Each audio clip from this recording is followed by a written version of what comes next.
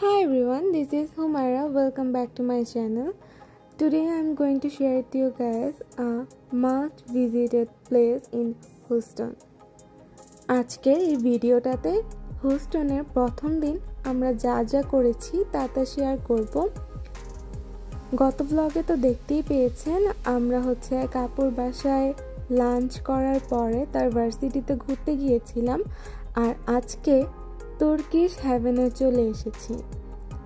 Turkish একটা দোকানে নিয়ে এসেছে, এই দোকানটাতে ঢোকার পর আমার মনে হলো যে তুর্কিশ হেভেনে চলে এসেছি। আর দোকানের নামটা আমি প্রথমেই একটু ছোট করে দেখিয়ে দিয়েছি। এটা ডাউনটাউনের আশেপাশেই হবে হয়তো দোকানটা, আমার ঠিক খেয়াল নেই। আর এইখানে এমন কোনো ডেজার্ট আইটেম ছিল না যে আমি আগে যা যা ভিডিওতে দেখতাম তা বাস্তবে দেখতে পেরেছি।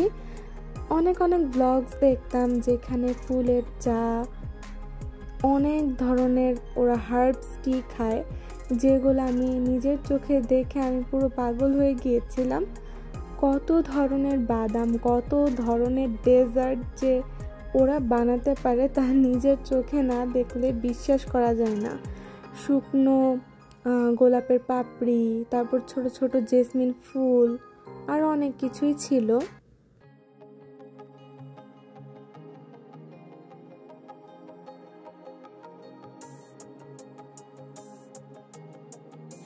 এই যেমন এই ম্যাঙ্গোটি, এটা দেখার পর তো আমার মাথা নষ্ট হয়ে গিয়েছে যে ম্যাঙ্গোটি এটা আবার কেমন চা হতে পারে। আরও অনেক ফ্লেভারের টি ছিল।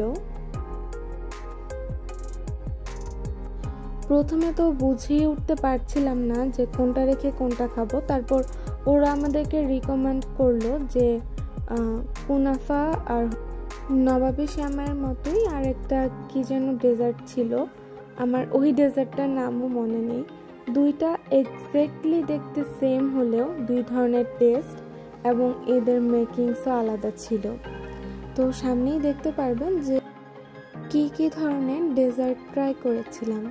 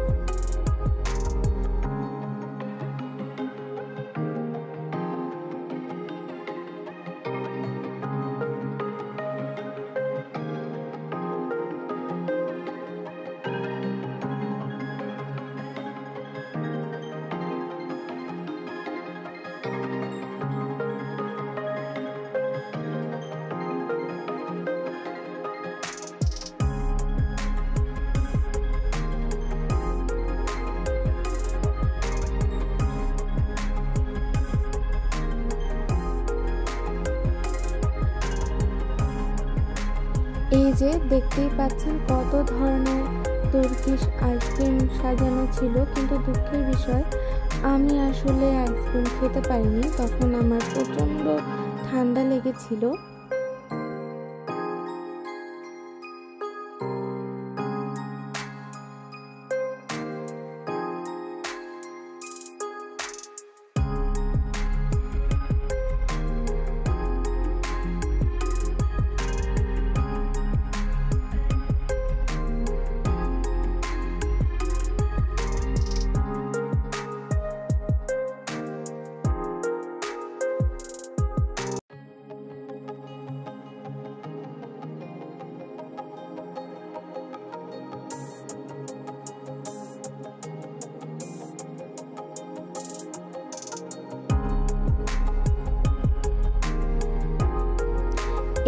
এই দুই ধরনের ডেজার্ট আমরা নিয়েছিলাম আর দুইটাই খেতে অসম্ভব মজা ছিল।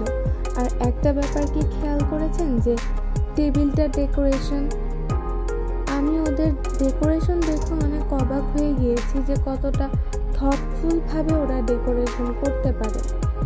টেবিলটা এমনভাবে ডেকোরেট করেছে যেন মনে হচ্ছে পুরো বাদাম ছড়িয়ে ছিটিয়ে আছে টেবিলের ভেতর।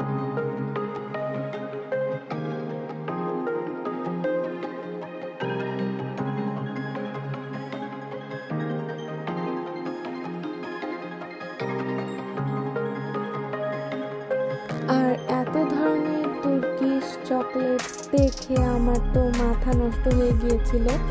তারপর ভাবলাম যেগুলো দেখতে সুন্দর হলেও আমাদের পক্ষে আসলে খাওয়া সম্ভব না, টেস্ট কেমন হবে সেটাও বুঝতে পারছিলাম না, তাই আর চকলেট কিনিনি। কিন্তু দেখেই আমার অনেক ভালো লাগছিল চকলেটগুলো। আর এখান থেকে বিকেলের কিছু খাবার দাবার খেলাম, এনজয় করলাম। তারপরে ডিসাইড করতে পারছিলাম না যে আসলে কোথায় যাওয়া যায়। প্রথমে ভেবেছিলাম যে আশেপাশের মলগুলোতে ঘুরবো, তারপরে মলে না ঘুরে মলের পাশে যে একটা সুন্দর দেখার জায়গা ওয়াটার ওয়াল, সেখানে চলে গিয়েছি।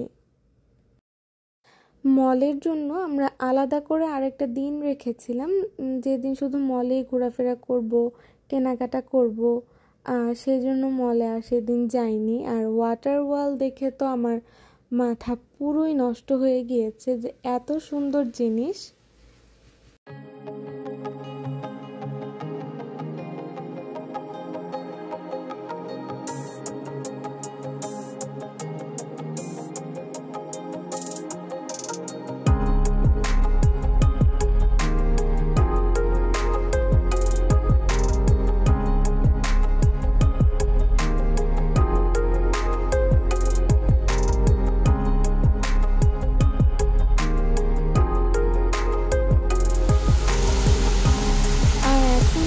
চলে এসেছি ওয়াটার ওয়ালে। এই জিনিসটা আমার এত পরিমাণ ভালো লেগেছে যা বলে বোঝানো সম্ভব না।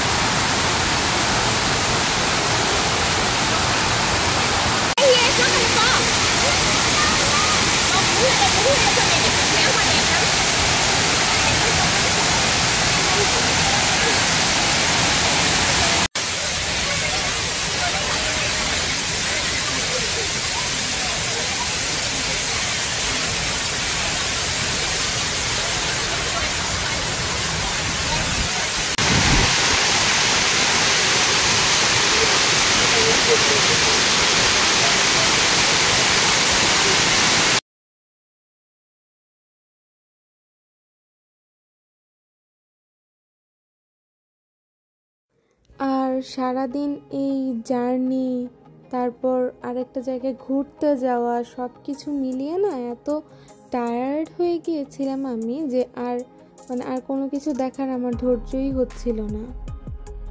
এই ওয়াটার ওয়াল দেখার পরে আমরা যদিও মেমোরিয়াল মলে গিয়েছিলাম, তারপরে আর কোনো কিছু দেখার ধৈর্য হয়নি। তার মধ্যে মামাও কল করেছে যে তোমরা কোথায়, আমি এখনই আসছি তোমাদেরকে পিক করতে। তারপরে মামা চলে আসলো। আর হিউস্টনে আসার পর আমার এত বড় বড় বিল্ডিং দেখে মনে হচ্ছিল যে পুরো ঢাকা। আমাদের বাংলাদেশের ঢাকায় যেরকম বড় বড় বিল্ডিং, রাতের ঢাকা যেরকম হয় ওরকম। আমাদের কানসাসে তো এরকম শহর খুব কমই দেখা যায়, তো যার কারণে ভালোই লাগছিল, রাতের হিউস্টন দেখতে পাচ্ছিলাম। আর আজকের ভিডিওটা আমি এইটুকুই রাখছি, যেহেতু বড় ভিডিও দেখতে অনেকেরই অনেক সময় বোরিং লাগে, তো ভাবলাম যে ভিডিওটা আর না বাড়াই। পরবর্তী ভিডিওতেও কিন্তু অনেক এক্সাইটিং ব্লগ আমি শেয়ার করছি। আশা করছি ভিডিওটা ভালো লাগলে লাইক দিয়ে দিবেন, আর চ্যানেলটা যদি আরও ভালো লেগে থাকে সাবস্ক্রাইব করে দিতে পারেন। আর নেক্সট ভিডিওতে আমরা কোথায় কোন হোটেলে থেকেছি, কেমন জায়গাতে থাকলাম সেগুলো শেয়ার করব। সবাই ভালো থাকবেন।